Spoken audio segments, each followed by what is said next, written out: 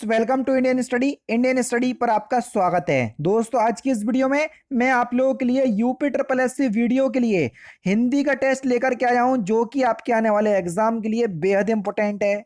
Video को and तक जरूर देखिएगा, क्योंकि लास्ट में मैं आपसे क्वेश्चन भी पूछूंगा और उसका आंसर आपको कमेंट बॉक्स में बताना होगा।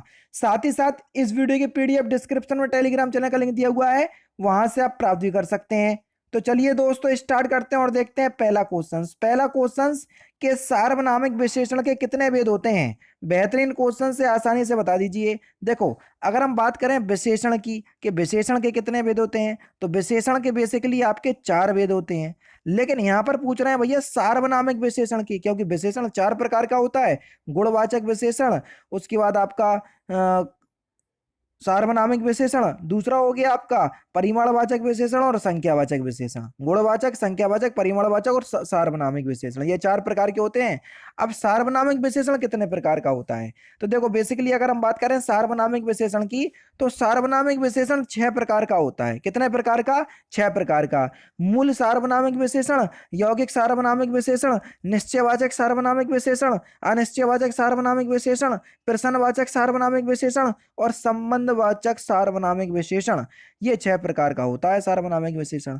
तो देख लो कौन से ऑप्शंस में दिया छह, किसी भी ऑप्शंस में नहीं दिया तो कोई बात नहीं, हम तीसरे ऑप्शंस को सही कर लेंगे। यहाँ पर छह, तो बस तीसरा ऑप्शन करेक्ट हो जाएगा। ठीक है दोस्तों, सार्वनामिक विशेषण छह प्रकार का होता है। निम्नलिखित में से आपको विशेषण शब्द बताना है कि कौन सा विशेषण शब्द है।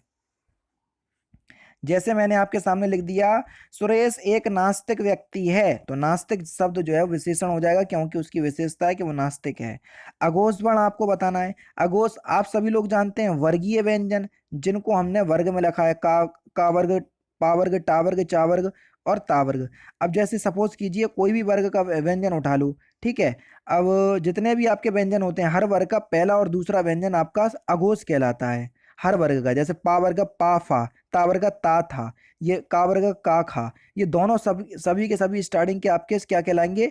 अघोष कहलाएंगे। और बाकी आपके तीसरा, चौथा और पांचवा सघोष कहलाएंगे। अब देखो बा, पा फा बा तीसरा वर्ण है, यानी कि सघोष है। जा, चा छा जा, यानी कि चा वर्ग का तीसरा व्यंजन है, ये भी सघोष है। हा, अब देखो हा जो है वो आपका उस व्यंजन में जाता, तो जितने भी आपके हा है, हा भी आपके सघोष होता है। जबकि सा जो होता है, सा सलजम वाला, सा षटकोण वाला और सा सपेरे वाला, ये तीनों के तीनों आपके अघोष में गिने जाते हैं। तो फिलहाल चौथा ऑप्शन बिल्कुल करेक्ट हो जाएगा। ठीक है।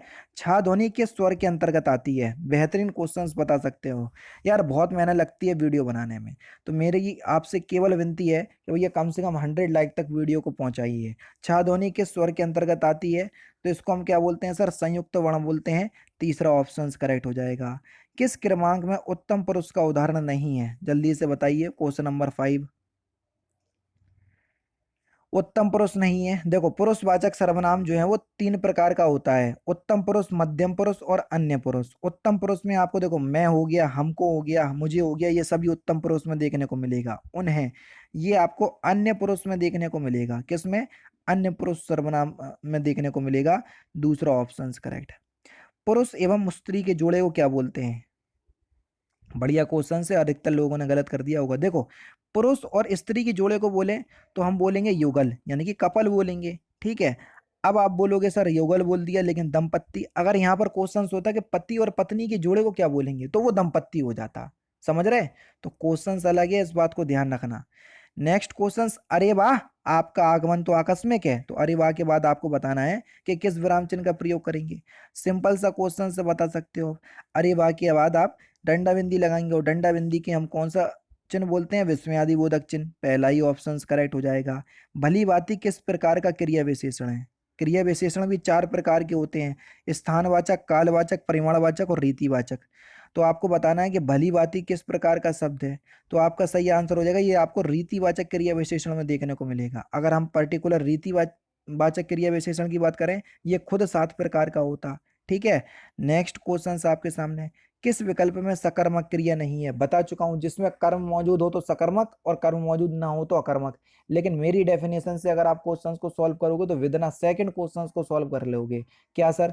अगर किसी क्रिया को पूरा करने के लिए भारी साधन की आवश्यकता हो तो सकर्मक और भारी साधन की आवश्यकता ना हो तो अकर्मक। अब देखो किसमें सकर्मक नहीं है।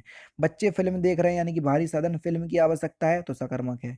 रजत दूध पी रहा, पीने के लिए दूध की आवश्यकता होगी तो यहाँ पर आपकी सकर्मक क्रिया। मनीषा ने कार खरीदी, खरीदने के लिए कार की आवश्यकता होती, सकर्मक क्रिया। मोर नाचता है, नाचने के लिए किसी चीज की आवश्यकता होगी, नहीं होगी, तो बस चौथा ही ऑप्शन यहाँ पर आपका बिल्कुल करेक्ट हो जाएगा। नेक्स्ट क्वेश्चन, वह अगले साल आएगा, इस वाक्य में कौन सा कारक है? क्वेश्चन नंबर 10, जल्दी से बताइए। तो इस वाक्य में आपका कौन सा कारक हो जाएगा सर? अधिकरण कारक। तीसरा ही ऑप्शन यहाँ पर आपका बिल्कुल करेक्ट हो जाएगा। ठीक है। अब आप बोलोगे सर वह अगले साल आएगा में आपका अधिकरण कारक कैसे होगा? जब किसी के अंदर आने की बात होती है, आधार आपका वर्ष हो गया, तो वह अगले साल में आएगा, अगले साल के अंदर आएगा, वह अगले साल आएगा, तो यहाँ पर अधिकरण कारक होगा। खूंटी शब्द का बहुवचन कई बार पढ़ा चुका हूँ। खूंटी शब्द का बहुवचन हो जाएगा आपका खूंटियां। छोटी बड़ी की मात्रा छोटी में परिवर्तित होगी, यहाँ जोड़ के इसका बहुवचन बना देंगे। दुनिया को नई राह दिखाता है, वाक्य में प्रयुक्त काल आपको बताना है कौन सा काल है? सामान्य वर्तमान काल होगा, तीसरा ऑप्शन करेक्ट। निम्नलिखित में से तत्सम तद्भव का सही जोड़ा आपको कौन सा जोड़ा सही नहीं है, वही आपको बताना है। दधी का दही दिया बिल्कुल सही है, नजर का आंख ये गलत है, दूसरा ही ऑप्शन करेक्ट हो जाएगा सर। नेक्स्ट क्वेश्चन की तरफ बढ़ रहे कि किस शब्द में सम उपसर्ग नहीं लगा? किसमें सम उपसर्ग नहीं है? सही आंसर क्या हो जाएगा? सज्जन। सज्जन में आपका सत उपसर्ग है, ना कि सन उपसर्ग। ठीक है, चौथा ऑप्शन करेक्ट। आई प्रत्यय से कौन सा शब्द नहीं बना, यानी कि किसमें आई प्रत्यय नहीं लगा? सिंपल सा क्वेश्चन है। चलनी। चलनी शब्द में आई प्रत्यय नहीं लगा, तीसरा ऑप्शन करेक्ट। निम्नलिखित में से कौन सा शब्द योगदान शब्द का समानार्थी नहीं है? आराम से बता सकते हो, क्वेश्चन नंबर 16। हित। हित जो है ये योगदान का समानार्थी शब्द नहीं है, दूसरा ऑप्शन आपका बिल्कुल करेक्ट हो जाएगा। ठीक है। हित, हितैषी आप किसे बोलेंगे? जिसका किसी के हित को चाहने वाला, ठीक है, उसको बोलते हैं हितैषी, तो ये योगदान का समानार्थी नहीं होगा। द्विज के अनेकार्थी शब्दों में से निम्नलिखित में से कौन सा एक द्विज का अनेकार्थी शब्द नहीं होगा? विधेय, चौथा ऑप्शन करेक्ट हो जाएगा। हमारा भावी जीवन निसंदेह उज्जवल होगा, तो भावी शब्द का आपको विलोम शब्द बताना है। भावी का मतलब क्या होगा? आने वाला जीवन, और उसका विलोम शब्द हो जाएगा अतीत, दूसरा ऑप्शन करेक्ट। वन मानुस में कौन सा समास है? वन मानुस यानी कि वन में मानुस या वन में रहने वाला मानुस, और जहां पर कारक चिन्हों का बोध हो जाता है तो वहां पर कौन सा समास हो जाता है? तत्पुरुष समास, दूसरा ऑप्शन करेक्ट। नेक्स्ट क्वेश्चन की तरफ चलते हैं सर। नेक्स्ट क्वेश्चन देखिए कि प्रत्युपकार में कौन सी संधि है? तो प्रत्युपकार का संधि विच्छेद करो ना पहले, तभी तो बता पाओगे। सर प्रति प्लस उपकार होगा। ठीक है भैया, प्रत्युपकार का संधि विच्छेद प्रति प्लस उपकार। प्रति में छोटी, उपकार में छोटा ऊ। अब देखो छोटी का मेल छोटे ऊ से होगा तो या बनेगा सबसे पहले, ता अपने ही आधे अक्षर में परिवर्तित हो जाएगा, छोटे ऊ की मात्रा लगेगी। बिल्कुल सर ये लग रहा, देखो जो आपने संधि में विकार करा वो पूरा का पूरा यहाँ पर है, बिल्कुल ठीक है। तो यहाँ पर ये किस संधि के नियम को इंडिकेट कर रहा? यण संधि के, तो चौथा ऑप्शन करेक्ट हो जाएगा। और यण संधि स्वर संधि का पार्ट होती है। नेताजी ने आजाद हिंदी फौज का नियंत्रण किया, तो इसका शुद्ध वाक्य आपको बताना है। ये त्रुटि युक्त वाक्य है, शुद्ध वाक्य का आपको चयन करना है। तो सही आंसर क्या हो जाएगा? नेताजी ने आजाद हिंद फौज का नेतृत्व किया, चौथा ऑप्शन करेक्ट होगा। जहर का घूंट पीना, इस मुहावरे का सही अर्थ क्या है? तो सही आंसर हो जाएगा आपका असह्य स्थिति को भी सह लेना, तीसरा ही ऑप्शन यहाँ पर आपका बिल्कुल करेक्ट। उंगली उठाना, इस कहावत का सही अर्थ क्या होगा? तो सही आंसर हो जाएगा दोष की ओर संकेत करना, तीसरा ऑप्शन करेक्ट।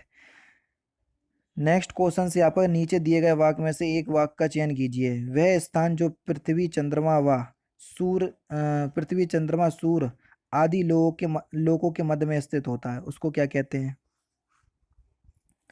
तो उसको हम क्या कहेंगे सर?